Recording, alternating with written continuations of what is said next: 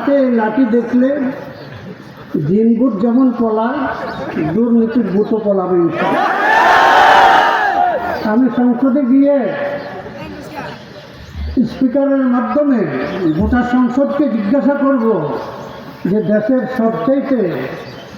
দেশের উন্নয়নের পথে সবচেয়ে বড় বাধা কোনটা, কি বড় বাধা?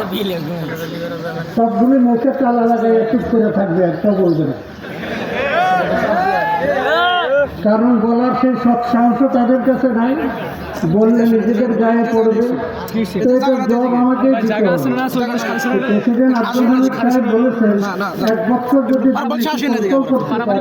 তাহলে পদ্মা সেতুর মতো বড় দুটা প্রকল্প আমরা আমাদের নিজেদের অর্থায়ন করতে পারি।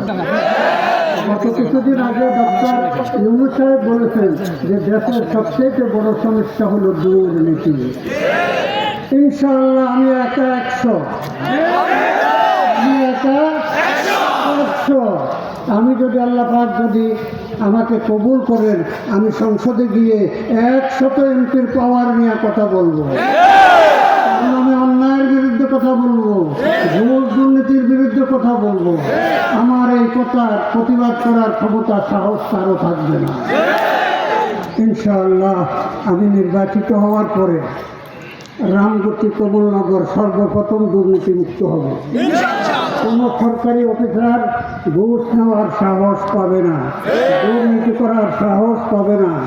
আমি রামগতি কমলনগরের অভিভাবক হিসাবে তখন 2টা উপজেলাকে আমি কন্ট্রোল করব যে কোনো সরকারি প্রকল্প বাস্তবায়ন হওয়া ছাড়া যেন বিল ছাড় দেওয়া না হয়। আমি নিজে বিলগুলো তদারক করব, আমার লোকজনকে দিয়ে বিলগুলো তদারক করাবো। ইনশাআল্লাহ আমি নির্বাচিত হলে সর্বপ্রথম প্রত্যেকটা এলাকায় সবচাইতে অসহায়, সবচাইতে গরিব লোক কারা তাদের লিস্ট করব প্রথমভাবে। দ্বিতীয় পর্যায়ে কারা, তৃতীয় পর্যায়ে কারা। ইনশাআল্লাহ আমি আপনাদেরকে এই কথা বলবো না হাসপাতাল বানায় দিব, কলেজ বানায় দিব, এটা না।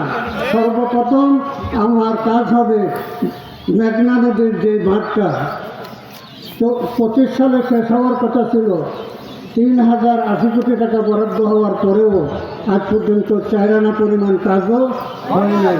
আমার প্রথম কাজ হবে এই অর্থ ছাড় করাইয়া অতি অল্প সময়ের ভিতরে মেঘনা পাড়ের বাঁধটা সম্পন্ন করা। দ্বিতীয় নম্বর সমস্যা হলো আমাদের 77 কিলোমিটার ভুলুয়া নদী।